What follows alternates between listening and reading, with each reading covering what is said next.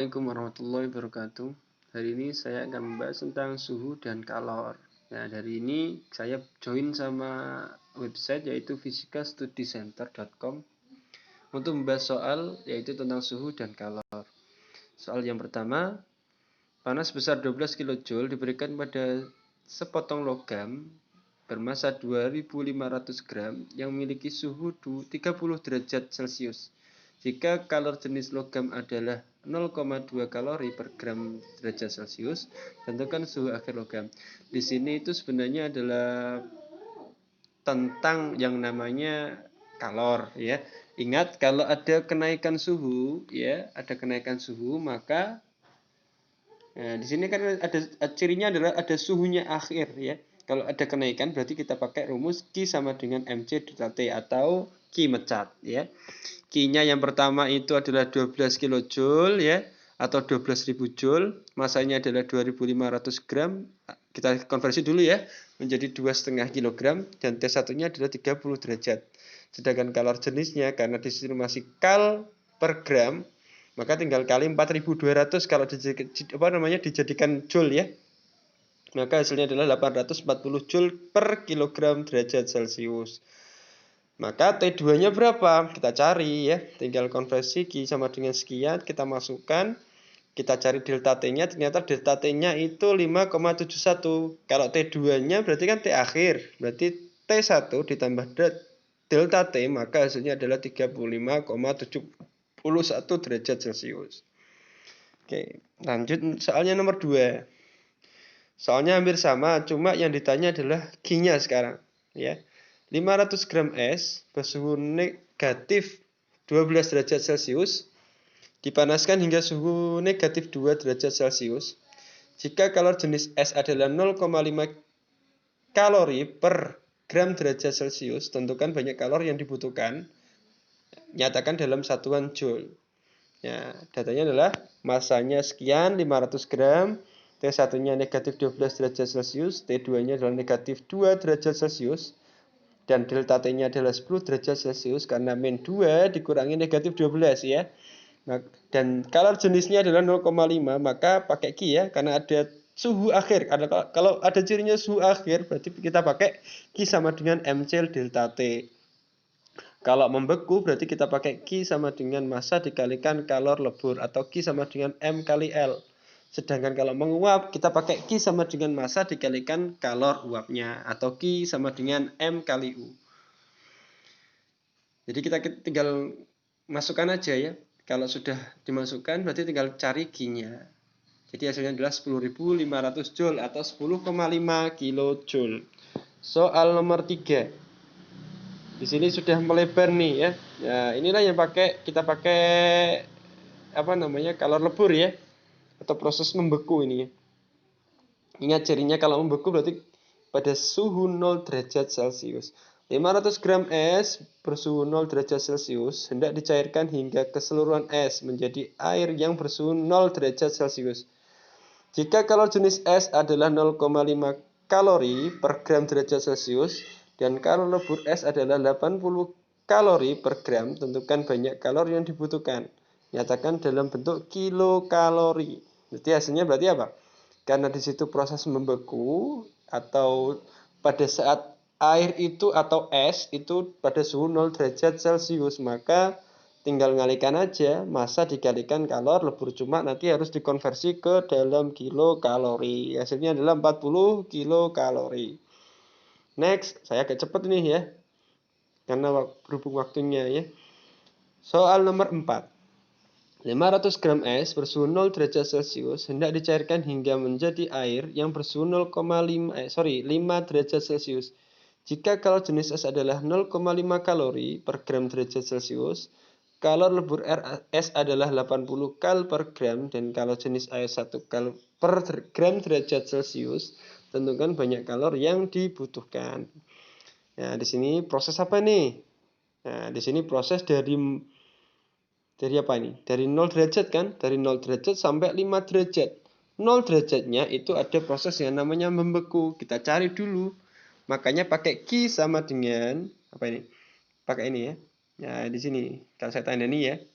Ya, saya tandai ini, ya ini pakai yang namanya kalor lebur atau pada saat proses membeku. Sedangkan yang satunya, yang Q2 itu pada proses kenaikan suhu dari 0 derajat sampai 5 derajat.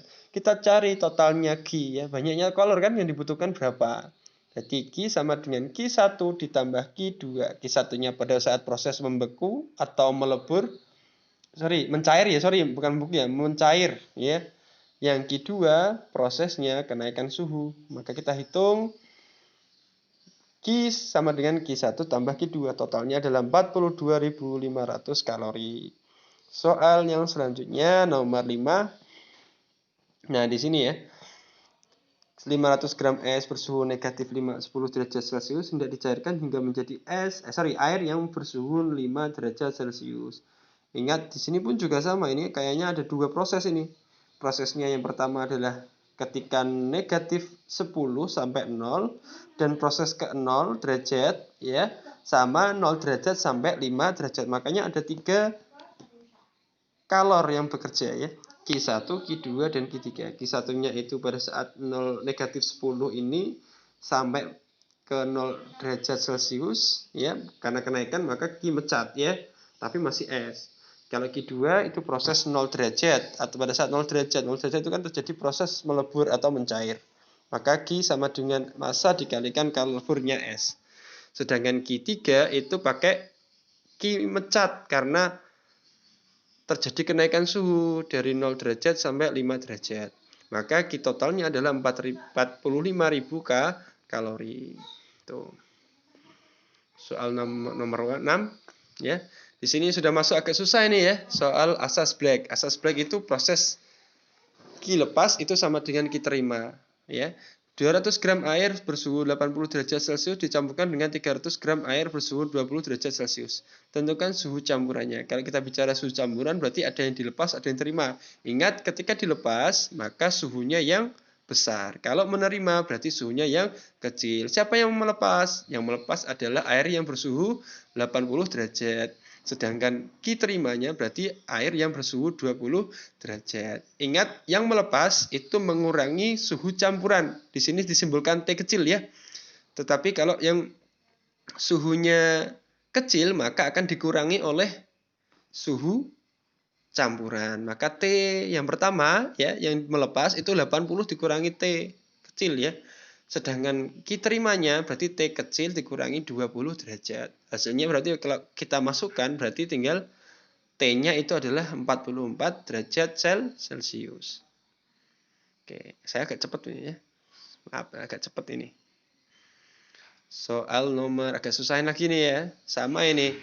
Ini nomor 7. Nomor 7 juga sama ini. Sepotong es bermassa 100 gram bersuhu 0 derajat Celcius ya, dimasukkan ke dalam secangkir air bermassa 200 gram bersuhu 50 derajat Celcius.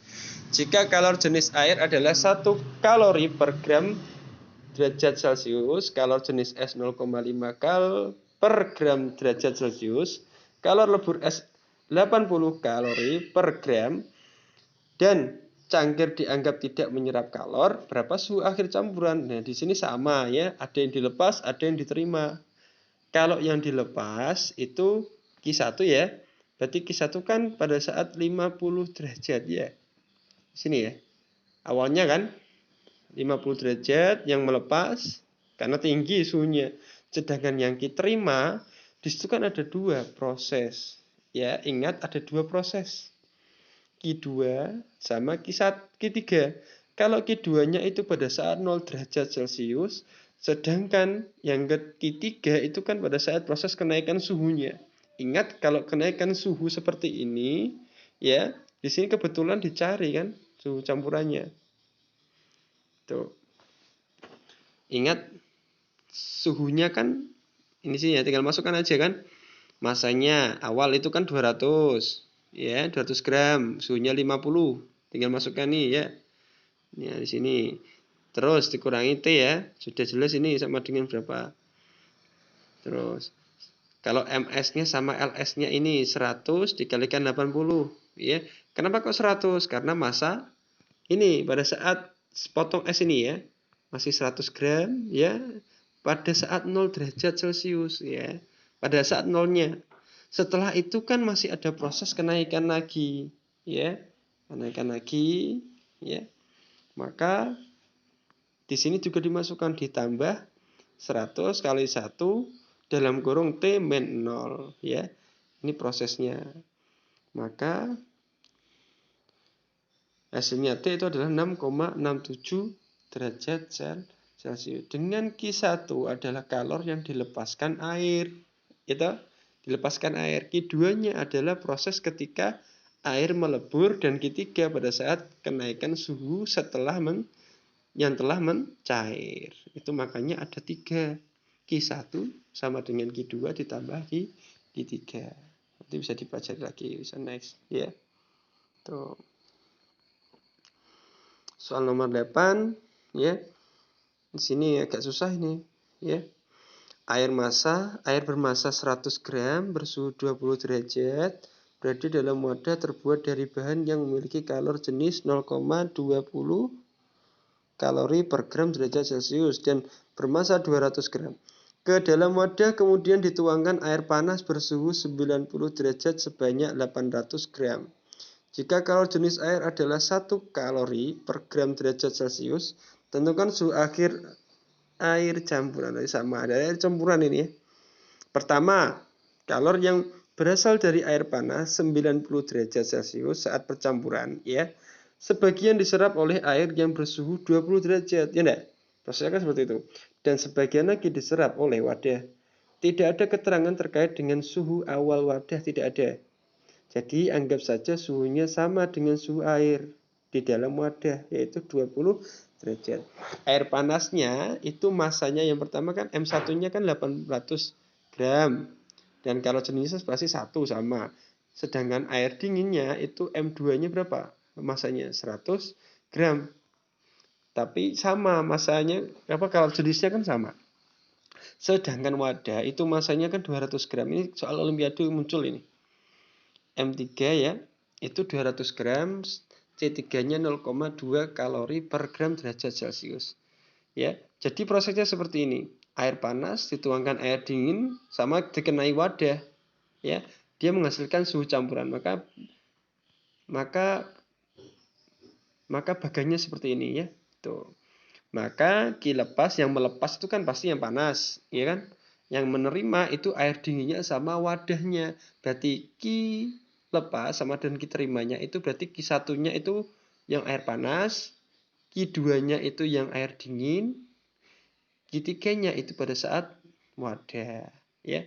Sama-sama ingat kalau menerima itu berarti T campuran atau suhu campuran mengurangi suhu benda tersebut. Kalau yang melepas itu berarti dia akan mengurangi suhu campuran. Maka T-nya hasilnya adalah 79,57 derajat Celcius. Itu nomor 9 sekarang ya. Soalnya ada berapa ya? Banyak banget ya. Sampai 10 ya. Bracket ya. Sama 9 ya. Nah, di sini agak susah ini ya. Ini tentang apa ini? Konduktivitas ya, tentang konduktivitas. Jadi seberapa baik atau seberapa bagus dalam menyalurkan panas itu ya, namanya konduktivitas. Perhatikan gambar berikut. 2 buah logam terbuat dari bahan yang sama disambungkan. Jadi P sama Q itu disambung. Ya, ujung A dibakar, sedangkan ujung B akan terjadi rambatan panas juga ya. Kalau A itu suhunya 120 derajat, maka B yang ternyata menghasilkan suhu 20 derajat Celcius. Ya, jika panjang logam P adalah 2 kali panjang logam Q, tentukan suhu pada sambungan antara kedua logam. Jadi hubungannya dengan konduktivitas seperti ini. K itu adalah sebuah koefisien sebenarnya ya. Jadi karena P sama Q itu identik, maka nilainya sama ya. Tinggal coret aja. KP sama KQ itu dia coret aja. Sedangkan A itu adalah luas area. Luas area itu berarti kan sama.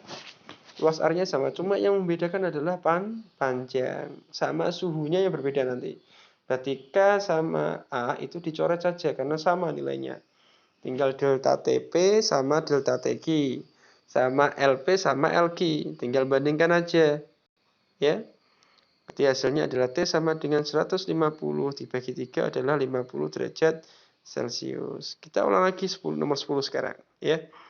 Nomor 10. Nah, di sini panjangnya sama, suhunya yang beda, luas areanya sama, berarti tinggal bandingkan si suhunya saja kan? Berarti KP banding KQ berarti apa? Suhunya kan? Berarti berapa? Oh, sorry, ini hubungannya dengan suhu ya, sorry, kalor ya. Konduktivitasnya berarti KP sama kakinya kan bandingnya 2,5 banding 1 ya. Luas dan panjangnya sama. Suhu sambungannya adalah X. Ya, X di tengah itu ya, sama dengan berapa? Kalau seperti ini berarti misalnya suhu sambungan adalah X dengan luas A dan panjangnya L yang sama, berarti apa? Q banding T itu kan sama dengan K kali A kali delta T per L. Konduktivitas itu sebenarnya besarnya kalor tiap derajatnya berapa, itu namanya konduktivitas. Ya, kalau di sini berarti kan sudah kelihatan delta TP-nya sama dengan X min 10 kan. Kalau delta TQ-nya berarti 115 dikurangi X. Suhu sambungan itu masih artinya di tengah-tengah itu ya. Suhunya di tengah-tengah itu nanti berapa? Ya, kita bandingkan aja. Ingat berarti Q banding T-nya itu sama kan nilainya. Ya. Suhu sambungannya kan pasti sama, ya enggak? T-nya itu kan sama dengan nanti kan sama. Maka KP dikalikan delta TP itu sama dengan kaki ya, dikalikan delta TQ-nya. Maka hasilnya adalah X sama dengan berapa? X itu kan berarti suhu campurannya. Suhu campurannya adalah suhu maksudnya suhu di tengahnya ya. Suhu tengahnya adalah 40 derajat Celcius itu. Biasanya tapi jarang keluar. Yang sering keluar itu nanti perbandingan yang seperti nomor 9 ini. Ini sering keluar ini. Ya, yang digunakan apa? Koefisiennya yaitu K, luas area. Kalau bentuknya seperti ini sama, luas areanya berarti sama. Tinggal panjangnya sama suhunya. Itu. Suhu berbanding terbalik dengan L-nya ya. Itu. Bandingnya. Apa namanya, delta TQ-nya itu akan membagi si LQ-nya. Ya, T per L. Ya. Itu yang dapat saya sampaikan. Kita bisa lanjut untuk pertemuan selanjutnya. Semoga hari ini bermanfaat. Assalamualaikum warahmatullahi wabarakatuh.